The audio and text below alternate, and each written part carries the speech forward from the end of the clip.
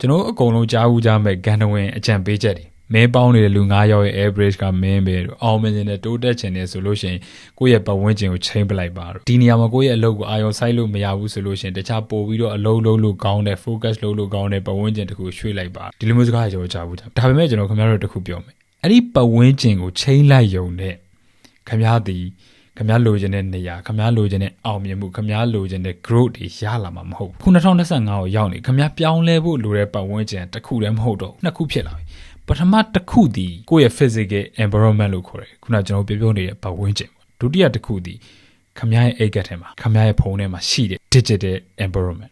environment ဆိုတာဘာလဲဆိုတော့ခင်ဗျားရဲ့ YouTube recommendation တွေခင်ဗျားရဲ့ TikTok feed တွေခင်ဗျားရဲ့ Facebook feed ခင်ဗျားရဲ့ Instagram follow တွေဒီຢာတွေအကုန်လုံးဒီခင်ဗျားရဲ့ digital environment ဒီမှာပေါ်လာနေတဲ့အရာတွေကခင်ဗျားဘေးပတ်ဝန်းကျင်မှာရှိနေတဲ့လူတွေလိုပဲခင်ဗျားရဲ့စိတ်ခင်ဗျားရဲ့ mindset အပေါ်မှာတက်ရောက်မှုရှိတယ်ခင်ဗျားအနေနဲ့ကမ္ဘာမှာအလုံးလုံးလို့အကောင်းဆုံးပါဆိုတဲ့နေရာမှာသွားနေနိုင်တဲ့အတော်ဆုံးပါဆိုတဲ့လူတွေနဲ့ပေါင်းလို့ရဒါပေမဲ့အဲ့ဒီ digital environment ကိုမပြောင်းလဲဘူးဆိုလို့ရှိရင်ခင်ဗျားရဲ့အကျင့်ဆိုးတွေကခင်ဗျားနောက်ကိုအိတ်ကက်တဲ့ဖုံးထဲကနေလိုက်လာတယ်ကျွန်တော်တို့အကုန်လုံးစူးစမ်းခဲ့ဘူးမှာပဲကိုယ့်ရဲ့စာကြည့်စပွဲကိုတသက်ရည်လေးထားမယ်အလုပ်စပွဲကိုတည်တည်ချာချာလေးပြင်ဆင်ထားမယ်ငါအစအနေတစ်ကနေပြန်စားမယ်ဆိုပြီးမျိုးအစ်တစ်ခုတော့ကျွန်တော်တို့ပြောင်းပူးကြလိုက် maybe ခဏတစ်ဖြုတ်တော့အလုပ်ဖြစ်ချင်ဖြစ်လိမ့်မယ်ဒါပေမဲ့မကြခင်မှာပဲကျွန်တော်တို့ရဲ့အခြေစိုးကြီးတွေပြန်ဝင်လာတယ်ဖုန်းကိုဒီနေ့ကုန်ရည်ရွယ်ချက်မရှိဘဲနဲ့ပို့နေတာမျိုးTikTok တို့ဘာလို့မှပဲအဲ့လိုမျိုးဖင်လှုပ်တွေပြန်ကြည့်နေတာမျိုးတွေဒီလိုမျိုးတွေပြန်ဖြစ်လာ gain တွေခဏဖြတ်လိုက်တယ်ပြီး install လုပ်ပြီးပြန်ဆော်တယ် Instagram ခဏဖြုတ်လိုက်တယ်ပြီးပြန်သုံးတာပဲ New Year New Me ဆိုပြီးတော့ planner တွေဝယ်မယ်ပြီးလို့ရှိရင် TikTok မှာပဲအချိန်ကုန်တယ်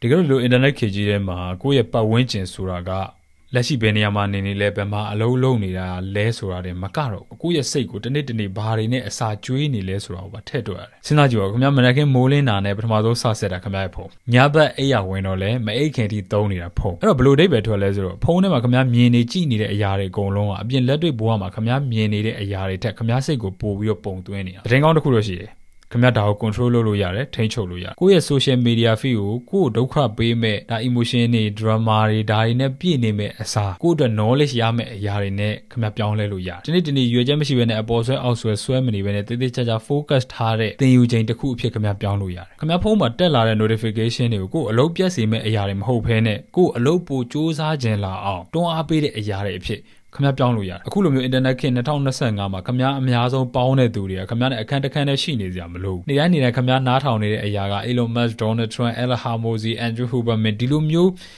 ကိုသွားကျင်တဲ့နယ်ပယ်မှာရှိတဲ့ဆရာကြီးတွေရဲ့စကားတွေဖြစ်နေခဲ့ရင်ခင်ဗျားဒီသူတို့တွေနဲ့ပေါင်းနေတာပဲမဟုတ်ဘူးလားဒီလိုမျိုးနယ်ပယ်သီးသီးမှာကျွမ်းကျင်နေတဲ့သူတွေနဲ့ဒါခင်ဗျား digital environment မှာနေတိုင်းတွေ့နေတယ်ဆိုလို့ရှိရင်ဒီအပြင်လောကလူတွေကျွန်တော်ဘာကြီးဆိုင်နေမှာလဲဒီလူတွေရဲ့လွှမ်းမိုးမှုကကျွန်တော်ပုံမှာတိတ်မရှိဘူးကျွန်တော်ကြည့်နေတဲ့တစ်ချိန်လုံးဖုံးမယ်ဒီဖုန်းထဲမှာကျွန်တော်တို့ကဆရာကြီးနဲ့တွေ့နေရတယ်ဒီလိုဆိုရင်ကျွန်တော်တို့ကပိုပြီး grow ဖြစ်လာမယ်မဟုတ်ဘူးလားဒါကြောင့်မလို့ digital environment ကို change ဖို့ကအခုလက်ရှိ physical environment ကို change ဖို့ထက်ပိုပြီးအရေးကြီးတယ်ငါအိမ်မှာမနေချင်ဘူးဟိုသွားမယ်ဒီသွားမယ်ဟိုမြို့ရွှေ့မယ်ဒီမြို့ရွှေ့မယ်လုံးနေရတဲ့ဆာလို့ရှိရင်ကိုယ့်ရဲ့ digital environment ကိုအရင်ချိန်ကိုယ့်ရဲ့ social media account တွေကိုဒုက္ခပေးမဲ့အရာတွေအစားကိုပို့ပြီးတိုးတက်လာစေမဲ့ကောင်းမွန်လာစေမဲ့အရာတွေနဲ့အစားထိုးဆိုတော့ digital environment တစ်ခုလုံးပြောင်းလဲဖို့အတွက်ဘာလို့လုပ်ရမလဲပထမဆုံးနံပါတ်1အချက်အနေနဲ့ကိုယ့်ရဲ့ social media ကိုပြန်ပြီး audit လုပ်ပြန်ပြီးတော့တည်တည်ချာချာ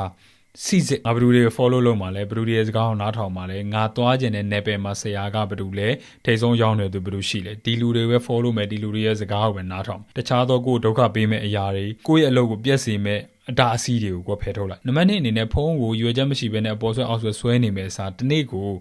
နိုင်ဝက်တစ်နာရီလောက်အချိန်ပေးပြီးတော့ကိုသင်ကျင်တဲ့အရာကိုသေချာလေးလေ့ကျင့်သင်ယူနံပါတ်3အနေနဲ့ကိုနဲ့ type တူတဲ့ကိုပို့ပြီးတော့တိုးတက်ကောင်းမွန်လာစေမဲ့ online community တွေရှိတယ် group တွေရှိတယ်ဒီຢာတွေကို join နံပါတ်4အဆင့်4အနေနဲ့ productivity နဲ့ entertainment ကိုခွဲထားကျွန်တော်ခင်ဗျားတို့တနေ့ကုန်စက်ရုပ်ကြီးလိုပဲနေပြီးတော့မပျော်နဲ့မရွှင်နဲ့မသုံးနဲ့ဒီလိုမျိုးပြောတာမဟုတ်ဘူးအလုံးလုံးမဲ့အချိန်နဲ့ပျော်ရွှင်ရမဲ့အချိန်ဒီဥစ္စာကိုတည်တည်တံခွဲထား maybe ခါကြလို့ရှိရင်အကောင့်နှစ်ခုသုံးတာမျိုးလုပ်လို့လည်းရတယ်အဲ့တော့ဒါတော့တည်တည်တံခွဲထားမယ်အလုံးလုံးမဲ့အချိန်မှာအလုပ်ကိုတိတိကျကျလုပ်ပျော်စရာရှိတယ်ပျော်မဲ့အချိန်မှာတိတိကျကျပြောပလိုက်အဲ့တော့ခုနောက်ပိုင်းတော်တော်များဖြစ်နေကြတဲ့ပြဿနာတစ်ခုကျွန်တော်တို့ကပတ်ဝန်းကျင်ကိုမပြောင်းလဲနိုင်ဘူးဘာဖြစ်တယ်ညာဖြစ်တယ်ဟုတ်တယ်